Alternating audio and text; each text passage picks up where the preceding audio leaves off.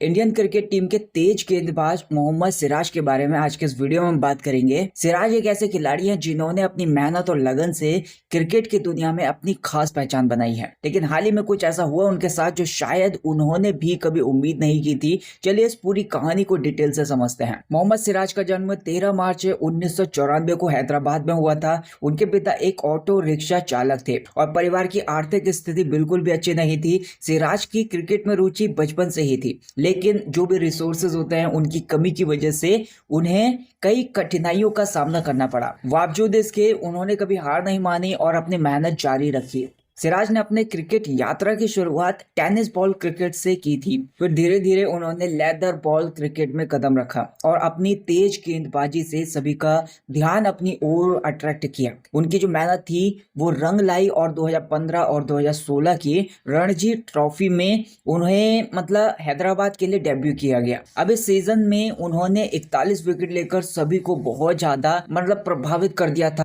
सभी के ऊपर अपना प्रभाव छोड़ दिया था। अब सिराज के शानदार प्रदर्शन के बाद 2017 में सनराइज हैदराबाद ने उन्हें आईपीएल में शामिल किया।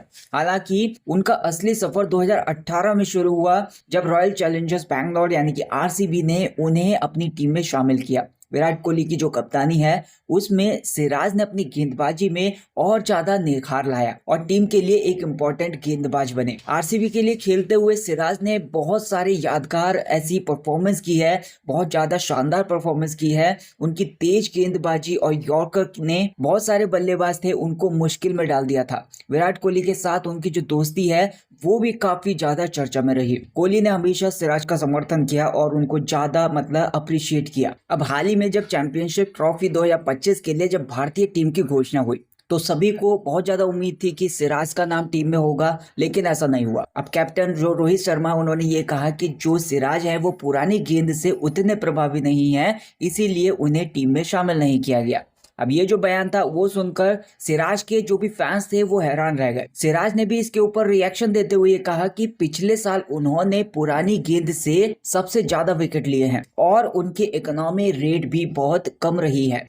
अब आंकड़े जो हैं वो उनकी काबिलियत की खुद गवाही देते हैं। चैंपियनशिप ट्रॉफी से बाहर हो जाने के बाद सिराज के लिए एक और बड़ा बदलाव आया। आरसीबी ने उन्हें रिटेन नहीं किया और आईपीएल 2025 की नीलामी में गुजरात टाइटंस ने उन्होंने 12.25 करोड़ में खरीदा। अब ये उनके करियर का नया मोड़ था। गुजरात टाइटंस के साथ जुड़कर सिराज ने अपनी तैयारियों में कोई भी कसर नहीं छोड़ी है। उन्होंने अपनी फिटनेस पर खास ध्यान दिया है और यॉर्कर्स, स्लोअर बॉल्स, ऐसी जो अलग अलग उनकी टेक्निक्स हैं, ऐसी जो क्वालिटीज हैं, उनके ऊपर काम किया है।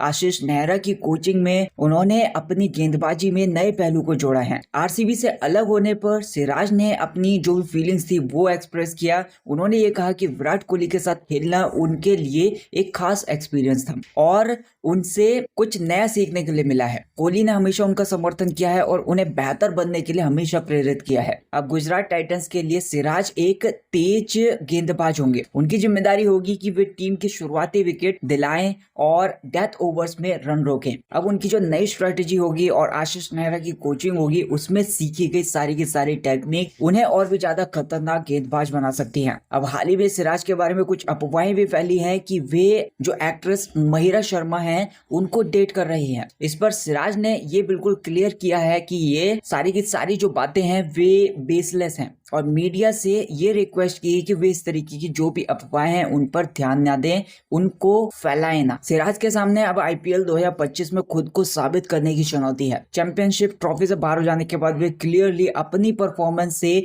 जो भी सिलेक्शन होगा उसको जवाब देना चाहेंगे। उनकी जो मेहनत होगी, उनका जो समर्पण होगा या फिर उनका जो पैशन होगा, उस सारी चीजों को देखते हुए उम्मीद ये है कि वे इस सीजन में शानदार प्रदर्शन करेंगे। अब मैं आपसे दो सवाल पूछना चाहूंगा।